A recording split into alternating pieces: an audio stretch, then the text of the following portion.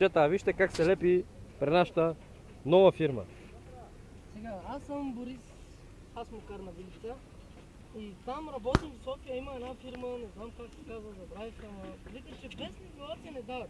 А при нас новата фирма да санираме блоковете в община Пазарджик. Тук нямам колко момиче. Шереса.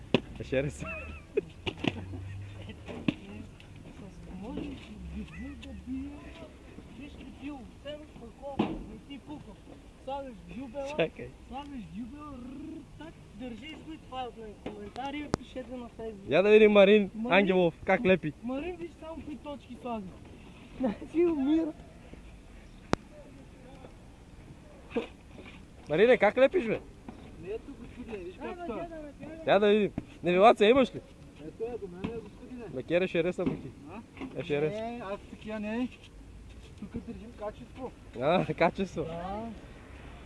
Ако виж това, какво става? Бекере шереса. Сега, това е мой брат Марин. Марин Ангелов. Значи виж дупки как оформя. Почваш да удряш крака. Ето виждаш нивелацията, Какво е? Какво да е нивелацията да е в пълна мания? Гледай какво правиш. И така, диаманно с другите. А сега, моя приятел, най-добрия майстор, Васко. Айде покажи нещо ти сега.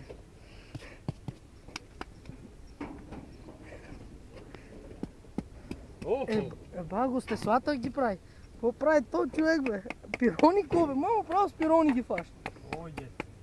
Драги ми колеги, майстори, това е новият вид изолация.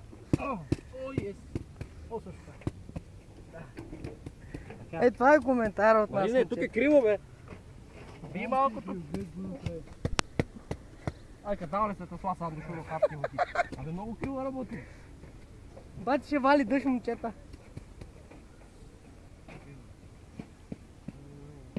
Това е за бай Георги, искам да покажеш как става. Е, вижте шефа, къде е шефа. Виждате ли шефа? Най-голямия шеф. Айде, Васко.